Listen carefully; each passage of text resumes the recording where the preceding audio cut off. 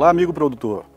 Todos nós sabemos que a cultura do milho enfrenta inúmeros desafios para se obter bons níveis de produtividade, particularmente quando nós tratamos da cultura de safrinha, em sucessão ao verão, normalmente cultura da soja, né?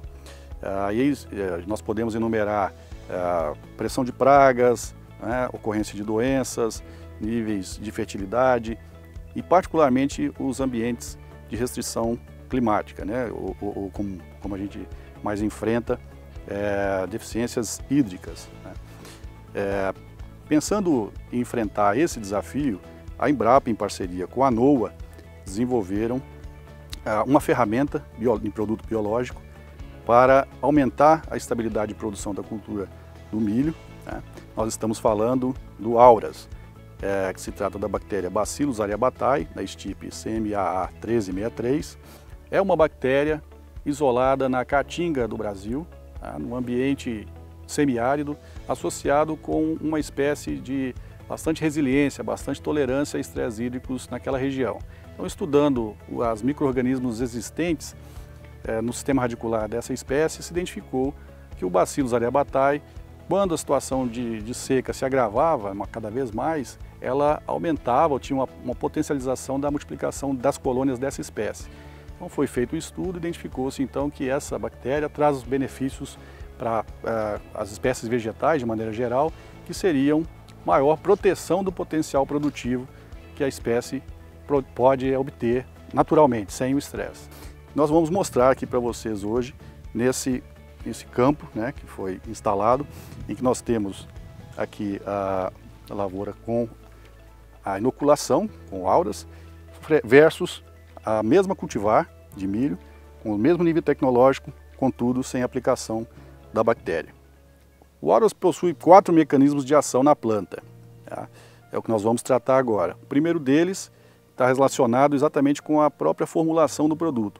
São os fito-hormônios auxina e giberelina, que atuam no desenvolvimento do sistema radicular, estimulando a produção de pilosidades radiculares, radicelas, raízes secundárias, que são exatamente as estruturas responsáveis pela maior absorção de solução do solo, nutrientes, água. Então se aumenta o volume de solo explorado pela planta em relação a uma planta não tratada com auras, né? Além desses dois fito-hormônios, nós temos a indução de produção de alfa-amilase, que na fase inicial do estabelecimento da cultura, ela vai promover exatamente o start para germinação, né? A liberação da reserva das sementes, o amido, que vai nutrir então o embrião para se desenvolver mais uniformemente. Com isso a gente ganha em aumento de stand ou manutenção de um stand de plantas, a população de plantas mais uniforme, mais bem estabelecidos e com maior vigor de emergência.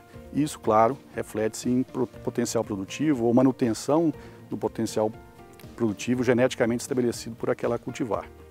Bom, um segundo mecanismo de ação do Auras, o Bacillus aryabhatae, está relacionado exatamente à característica de multiplicação e colonização dessa bactéria, tá?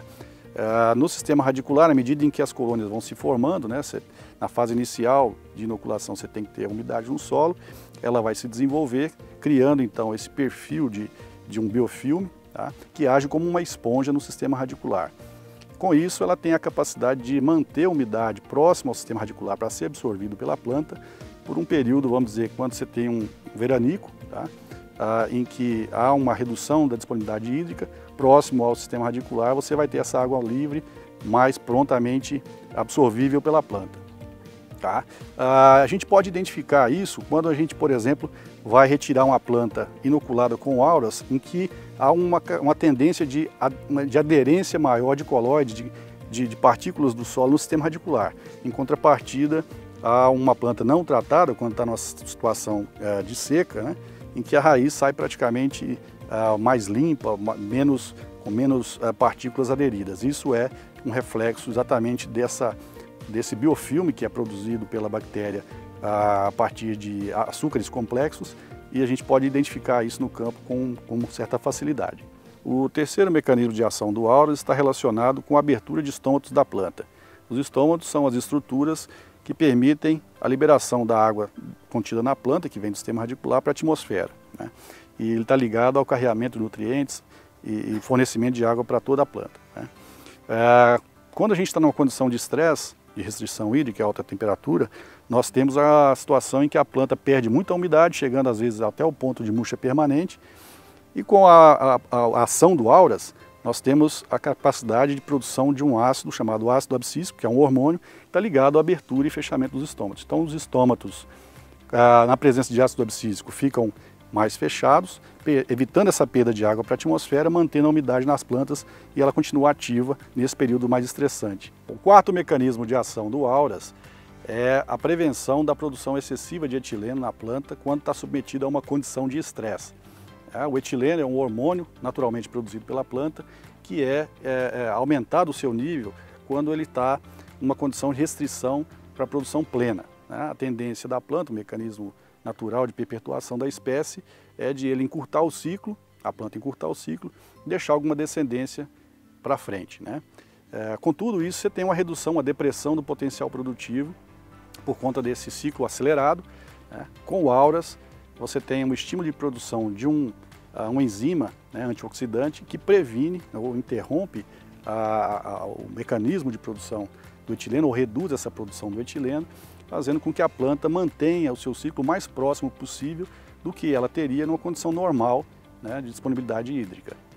Com isso, a planta tem a capacidade de, mais adiante, receber um pouco mais de água, caso a gente tenha a volta das chuvas, e tem um nível de produtividade preservado. O que nós sempre enfatizamos é que o auras tende a preservar o potencial produtivo genético da planta mais próximo daquela condição em que ela não teria um estresse a qual está submetida. Então o etileno, reduzindo essa produção de etileno, você tem uma preservação do ciclo da planta por um período maior, mantendo maior produtividade. A gente pode enumerar aqui os mecanismos de ação que nós já mencionamos, que trariam como benefícios gerais maior estabilidade de produção, maior estabilização de população de plantas de maneira geral, desenvolvimento mais uniforme, maior tolerância a um estresse sob condição de restrição hídrica particularmente, e uma permanência do ciclo da planta mais próximo possível da sua condição ideal. Todos esses benefícios se refletem em menor redução de potencial produtivo quando a planta está então submetida, a lavoura está submetida a uma condição adversa, uma condição de estresse climático, principalmente restrição hídrica. É isso, amigo produtor rural. É a NOAA Ciência e Tecnologia, com seu grupo de profissionais, trabalhando para o desenvolvimento de novas ferramentas em biológicos, com inovações, trazendo tecnologia que apoiem a sua produtividade e o seu sucesso na lavoura. Para conhecer mais a nossa linha de produtos, visite o nosso site e conheça os nossos inseticidas biológicos, nematicidas, inoculantes e fungicidas biológicos. NOAA Ciência e Tecnologia, parceiro no campo.